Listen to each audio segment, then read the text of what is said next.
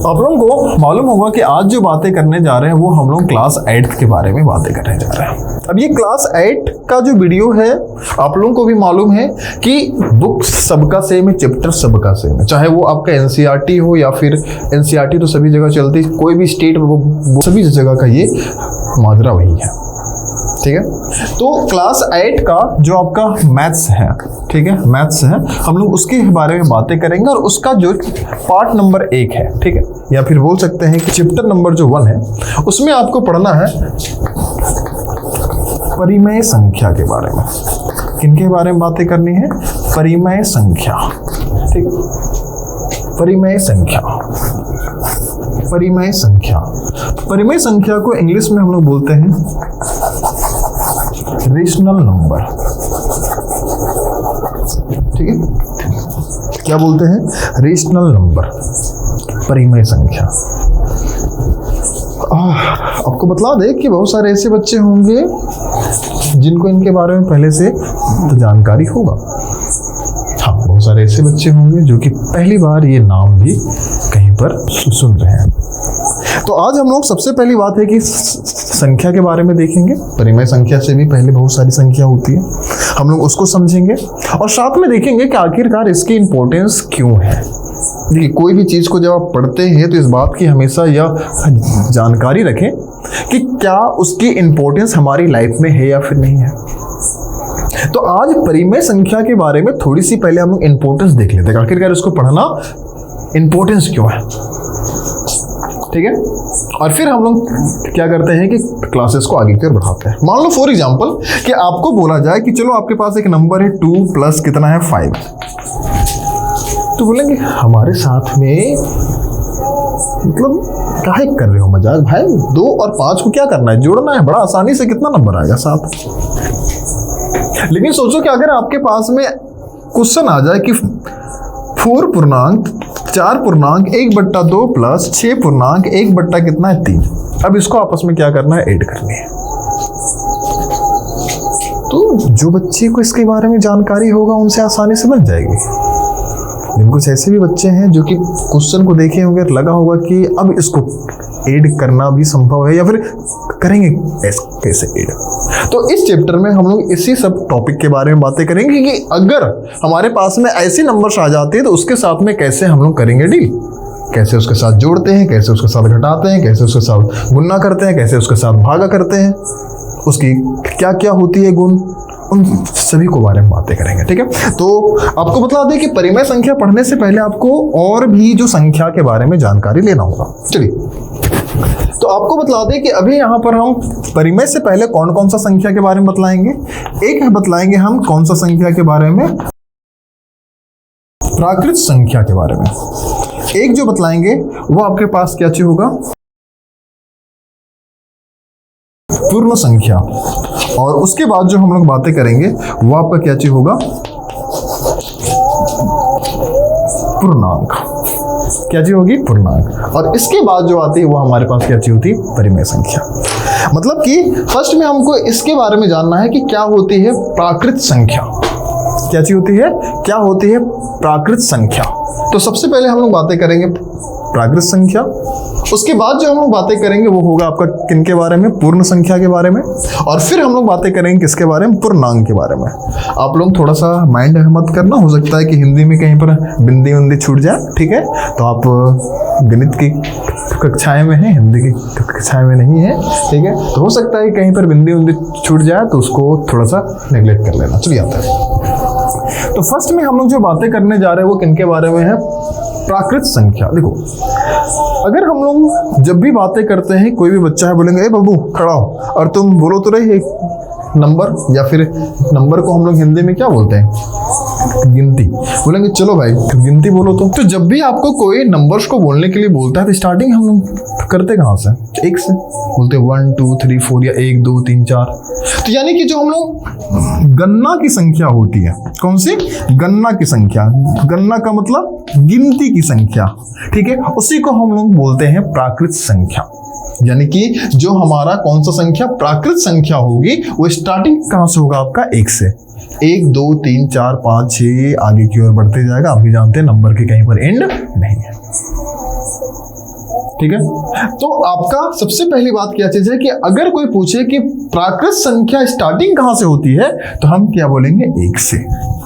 इसमें एक और भी प्रकार से पूछा जाता है। क्या चीज पूछा जाता है भाई, कि पूछा जाता है कि प्राकृत संख्या की सबसे छोटी संख्या कितनी होती है। तो हम लोग देख रहे हैं कि स्टार्टिंग तो ये 1 से हो रहा है और इसमें सबसे छोटा अगर कोई संख्या है तो आपका कौन है। चलिए अब उसके बाद में अगला जो नंबर आती है वो आपका किसके बारे में, पूर्ण संख्या के बारे में। कौन सी संख्या है भाई, पूर्ण संख्या। और अगर हम पूर्ण संख्या के बारे में बातें करें तो नाम से ही पता चल रहा है पूर्ण, पूर्ण का मतलब पूरा होगा। तो क्या इसके पहले अधूरा था क्या? जी हाँ। अगर हम बातें करें किसके बारे में, गणना की संख्या 1 2 3 4 5 6 डॉट डॉट डॉट आगे की ओर बढ़ जाएंगे। अगर हम इसको ध्यान से देखिए तो इसी को ना बोलते हैं कौन सा संख्या, ऊपर वाले नंबर का नाम क्या था, प्राकृत संख्या। यानी कि 1 से स्टार्टिंग होगी तो हम इसको कौन सा बोलेंगे, प्राकृत संख्या के नाम से बोलते हैं। लेकिन जब इसमें अगर हम किसको ऐड कर दें, शून्य को, तो ये क्या हो गया, पूरा हो गया। क्या हो गया, पूरा। इसलिए इसको हम लोग कौन सा बोलते हैं, पूर्ण संख्या के नाम से जानते हैं। ठीक है, कौन सा बोलेंगे, पूर्ण संख्या के नाम से इसको पहचानते हैं। लेकिन अगला जो वर्ड है वो आपके पास क्या चाहिए, पूर्णांक। पूर्णांक, पूर्णांक मतलब कुछ इसमें और भी अधूरा है। बोलते अभी भी अधूरा है। बोलते कैसे भाई, बोल देखो, अगर हम यहाँ पर लिखे 0 1 2 3 4 5 6 डॉट डॉट डॉट, आपको एक थोड़ी सी बतला रहे हैं जानकारी के रूप में कि कोई भी नंबर जब हम लोग लिखते हैं, 7 हो गया 8 हो गया या फिर कुछ भी संख्या लिखते हैं, तो उसके आगे का जो आपके पास साइन होती है वो इस जगह पर कुछ नहीं है, इसका मतलब कि प्लस छिपा हुआ है। तो अगर कहीं पर प्लस दिखाई देगा तो इसको बोलते हैं धनात्मक। ठीक है, अगर कहीं पर क्या चीज दिखाई दे, प्लस दिखाई दे, तो उसको हम लोग क्या बोलते हैं, धनात्मक। लेकिन अगर कहीं पर माइनस दिखाई दे तब इसका नाम क्या चीज हो जाती है, ऋणात्मक। ठीक है, प्लस होगा तो क्या बोलेंगे, धनात्मक, माइनस होगा तो क्या बोलेंगे, ऋणात्मक। ठीक है, तो अगर हम लोग ध्यान से देखो, 6 के आगे क्या कोई चीज बैठा है क्या, प्लस माइनस नहीं है, यानी कि यहाँ पर प्लस छिपा हुआ है। 5 के आगे कुछ नहीं है, मतलब कि यहाँ पर प्लस छिपा हुआ है। 4 के आगे कुछ नहीं है, यानी कि क्या चीज है, प्लस छिपा हुआ है। तो भाई हमको इस जगह पर बातें करना था किसके बारे में, तो बातें करना है पूर्णांक के बारे में। तो पूर्णांक का मतलब क्या चीज होता है कि इधर की जो संख्या है वो पूरा का पूरा आपका तो प्लस वाला है, तो प्लस वाला को हम लोग क्या चीज बोलते हैं, धनात्मक। जो प्लस में होता है उसको हम लोग क्या बोलते हैं, धनात्मक। लेकिन अगर मेरे पास शून्य है, कोई पूछेगा सुनो ना, 6 से घट जाएंगे तो कहां पर पहुंचेंगे, 5, 5 से घटेंगे तो 4, 4 से घटेंगे तो 3, 3 से घटेंगे तो 2, 2 से घटेंगे तो 1, 1 से अगर हम लोग घट जाए तो 0। लेकिन सोचो कि अगर हम इससे भी 1 घट जाए तो बोलते तब जाएंगे कहां पर, -1, कहां पर जाएंगे, -2, फिर कहां पर जाएंगे, -3, फिर कहां पर जाएंगे, -4। मतलब कि संख्या प्लस में भी होगी और माइनस में भी होगा। और प्लस वाला को हम लोग क्या बोलते हैं, धनात्मक, और जो माइनस वाला होगा तब इसका नाम क्या चीज हो जाएगी, आपका ऋणात्मक। ठीक है, इसको हम लोग बोलेंगे क्या चीज, ऋणात्मक। मतलब कि अगर हम लोग बातें करते हैं किसके बारे में, पूर्णांक के बारे में, तो पूर्णांक एक ऐसी संख्या है जहां पर आपको धनात्मक के साथ में कौन सी संख्या मिलती है, ऋणात्मक भी मिलती है। लेकिन रही बात कि अगर हम लोग बातें करें किसके बारे में, जो मेरे पास है 0 के बारे में। अभी सबसे बड़ा क्वेश्चन है कि क्या 0 को प्लस में लिखा जाता है कि उसको माइनस में लिखा जाता है। मन में तो क्वेश्चन है कि जो मेरे पास 0 होगा हम उसको प्लस में लिखेंगे कि माइनस में लिखेंगे। तो बतला दे कि जो मेरे पास शून्य है ना ही वो धनात्मक होता है ना ही वो क्या चीज होती है, ऋणात्मक होती है। तो कभी क्वेश्चन आपसे पूछ देगा कि जो मेरे पास शून्य एक किस प्रकार की पूर्णांक है, धनात्मक है या फिर ऋणात्मक है, तो आपको आंसर देना है ना ही वो धनात्मक है ना ही वो ऋणात्मक है। तो फर्स्ट में हम लोग किनके बारे में बातें किए, कौन सा संख्या है, तो प्राकृत संख्या है। स्टार्टिंग कहाँ से हो रही है, 1 से। ठीक है, लेकिन अब की बार हम लोग बातें करें तो कौन सा संख्या के बारे में बातें कर रहे हैं, पूर्ण संख्या। और पूर्ण संख्या स्टार्टिंग कहाँ से हो रही है, तो 0 से। लेकिन अगर हम लोग पूर्णांक के बारे में बातें करते हैं तो पूर्णांक एक ऐसी संख्या है जिसमें आपको माइनस और प्लस दोनों प्रकार के जो आपके पास नंबर है वो देखने का मौका मिल जाएगा। अपने माइंड में रखोगे। लेकिन अगर हम लोग बातें करें कि मेरे पास क्या चीज़ है, 0 है, क्या वो प्लस होगा कि माइनस होगा, तो क्या बोलेंगे, ना ही ये प्लस है ना ही वो माइनस। ठीक है, तो अब हम लोग बातें करते हैं जहां पर हम लोग को बातें करना है पाठ के बारे में। नाम क्या चीज है? परिमेय संख्या। तो इन सभी को हम लोग हटाते हैं पहले, क्योंकि इन सब का अब काम नहीं है। हाँ, परिमेय संख्या। तो देखो, परिमेय संख्या का मतलब होता है कि कोई भी संख्या को जब हम लोग किस रूप में लिखना स्टार्ट करते हैं, P बट्टा Q के रूप में। ये बट्टा का मतलब क्या होता है? बाय। अब कोई भी नंबर होगा, जैसे फॉर एग्जाम्पल हम कितना लिखे 4/5 लिख दे, हम कितना लिख दे 3/2 लिख दे, हम कितना लिख दे 0/1 लिख दे। अब मन में क्वेश्चन उठ रहा है कि ऊपर में क्या चीज है? शून्य है क्या? इधर भी आएगा क्या शून्य? तो 0 आएगा क्या? बतला रहे भी उसके बारे में। हो सकता है कि -3 कितना आ जाए? 2 आ जाए, -5 कितना आ जाए? 2 आ जाए, या -5 भी आ जाए। बोले रुको एक मिनट, परिमेय संख्या में संख्या को हम लोग बट्टा के रूप में लिखते हैं। क्या ये बट्टा में है? क्या ये बट्टा में? क्या ये बट्टा में? क्या ये बट्टा में? क्या ये बट्टा में? क्या ये मेरा बट्टा में? चलो ये सब तो बट्टा में था, तो हम इसको बोलेंगे कि हाँ ये परिमेय संख्या है। लेकिन क्या -5 एक बट्टा में संख्या है क्या? बोलते नहीं दिख रहा है, लेकिन बट्टा में यहाँ पर कुछ नहीं है, तो क्या चीज है? एक है, यानी वो भी एक प्रकार का आपका क्या चीज है? परिमेय संख्या। वो भी एक प्रकार का क्या चीज है? आपका परिमेय संख्या है। तो जो परिमेय संख्या होती है वो प्लस में भी हो सकती है, माइनस में भी हो सकती है, लेकिन यहाँ पर सबसे बड़ी बात क्या चीज ध्यान रखना है कि जो आपका Q होगा वो कभी भी बराबर नहीं होगा किसका? 0 का। यानी कि फर्स्ट में जो क्वेश्चन पूछे थे कि 3 कहीं पर अगर तुमको लिखा हुआ मिल जाए 0, तो इसके बारे में अपरिभाषित है, यानी कि गणित में इसके बारे में कोई भी हमको इंफॉर्मेशन नहीं है, यानी कि ये कभी पॉसिबल ही नहीं है।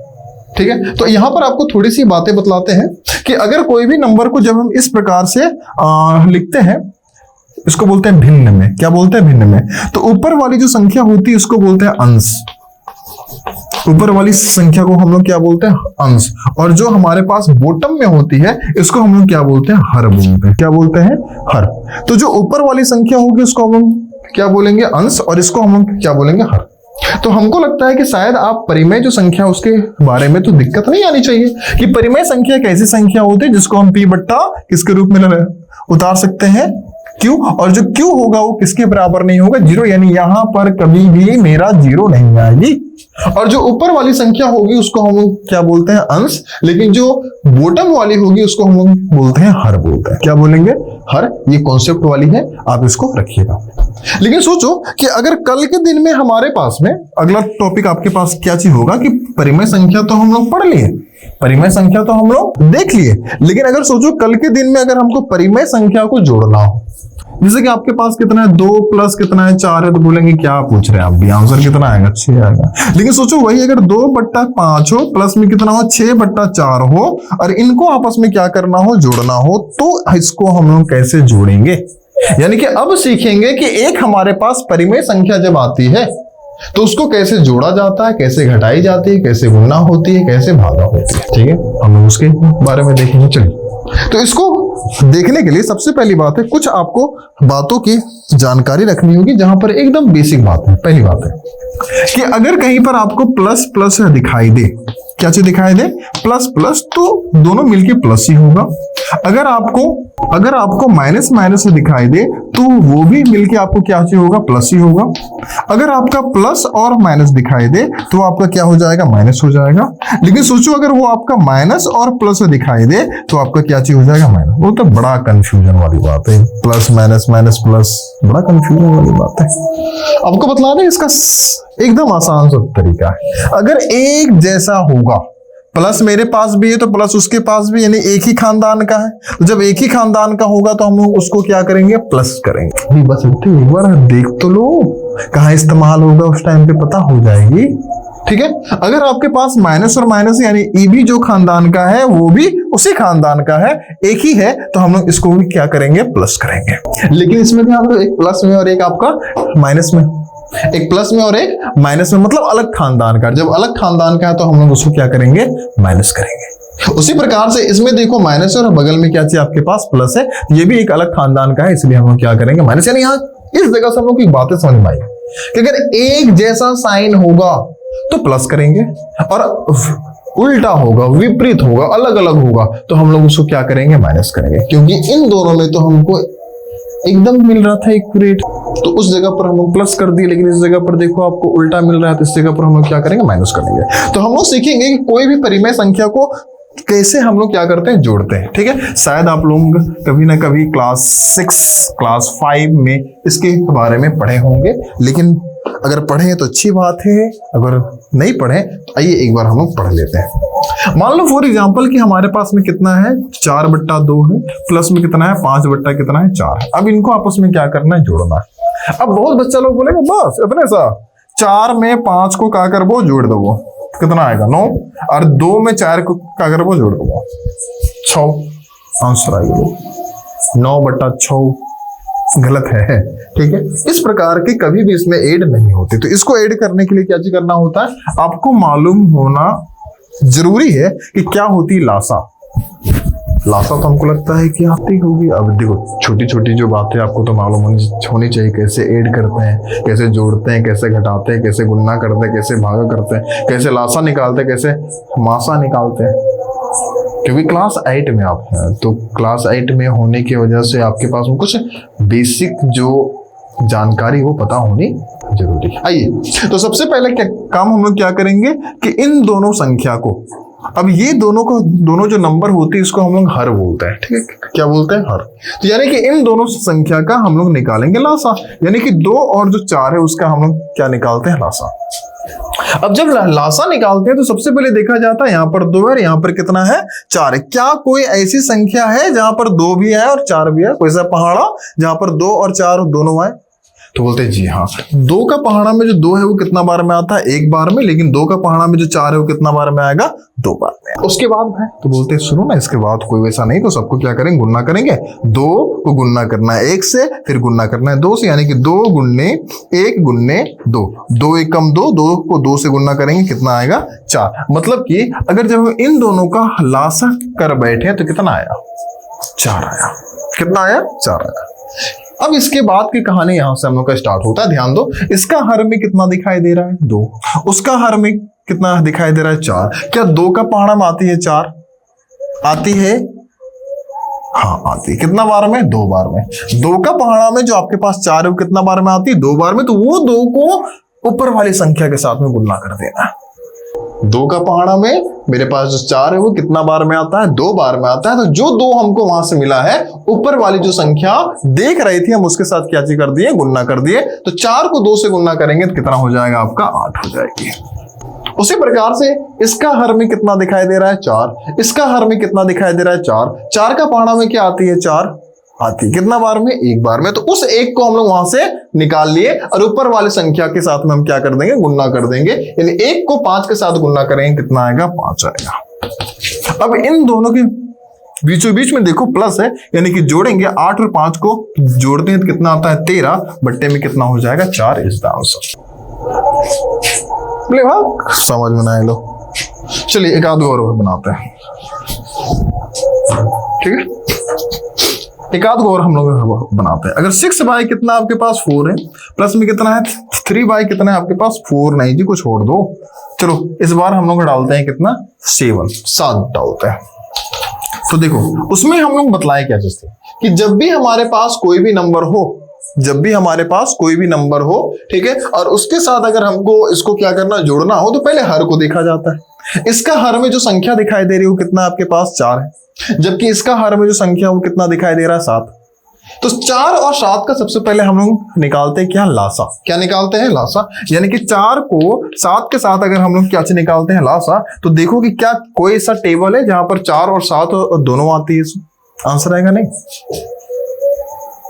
तो ऐसे कंडीशन में हम लोग क्या करते हैं, इनको गुणा करते हैं। तो 4 को 7 के साथ गुणा करेंगे, कितना आ जाएगा आपके पास, 28 आ जाएंगे। कितना आएगा, 28। अब बतलाओ कि 4 का पहाड़ा में क्या 28 आती है क्या, कितना बार में, 7 बार में। 7 को 6 से गुणा करेंगे, 7 6 कितना हो जाएगा, 42। लेकिन 7 का पहाड़ा में क्या 28 आता है क्या, आता है कितना बार में, 4 बार में। तो 3 को 4 से गुणा करेंगे, 3 चौके कितना हो जाएगा, 12। अब इसको क्या करते हैं, तो जोड़ते हैं। 2 और 2 कितना हो जाएगा, 4। 4 और 1 कितना हो जाएगा, 5। बट्टे में कितना हो जाएगा, 28। इसको और भी छोटा हम लोग करेंगे। ये 2 का पहाड़ा में कितना बार में जा रहा है, 27 बार में 2 का पहाड़ा में कितना बार में जा रहा है? 14 बार में। तो आंसर कितना होगा? 27/14। तो ऐसे करके हम लोग बनाते हैं। लेकिन क्या इतना आसान है देगा? नहीं जी। तो क्वेश्चन ऐसे ही रहेगा, क्या रहेगा? 6 प्लस कितना हो जाए? 4। अच्छा, ये तो रहा प्लस वाला। अब माइनस अगर होता तो कैसे बनता? देखो, माइनस अगर मान लो फॉर एग्जांपल कि इसी क्वेश्चन को हम लोग बनाते हैं, अगर माइनस होता है यहां पर बीच में, तो कुछ नहीं बाबू, सब कुछ सेम प्रोसेस होता। जहां पर सिर्फ तुम प्लस बैठा रहा था, उस जगह पर आपके पास क्या बैठ जाता? माइनस। और इन दोनों को जोड़ने के बजाय अब घटाते, 2 में 2 घटाएंगे कितना बचेगा? 0। और 4 में 1 घटाते कितना बचता? 3। बट्टे में कितना हो जाता है? 28, है ना। 2 का पहाड़ा भी 15 बार में आता है, 2 का पहाड़ा भी 14 बार में आता है, यानी आंसर कितना हो जाता? 15/14। मतलब कि कोई भी परिमेय संख्या को अगर हमको जोड़ना है या फिर घटाना है, तो दोनों का जो प्रोसेस है वो एकदम क्या चीज है? सेम है। बशर्ते इस बात का ध्यान रखना है कि प्लस होगा तो प्लस करेंगे, माइनस होगा तो माइनस करेंगे। यानी कि कैसे इसको जोड़ते हैं, कैसे इसको घटाते हैं, ये अभी हम लोग बातें हो गई है। लेकिन अब जो इसके बाद जो सीखेंगे वो आपका होगा गुणा कैसे होती है और भागा कैसे होती है। ठीक है, तो अब हम लोग अगला 2 बातें करते हैं। क्या गुणा और भागा भी इन लोग ऐसा ही होता है? तो आंसर होगा नहीं। अगर इसके होता तो भी हम इसी में ना खत्म कर देते हैं। ठीक है, तो अब हम लोग सीखेंगे कि गुणा कैसे होती है और भागा कैसे होती है।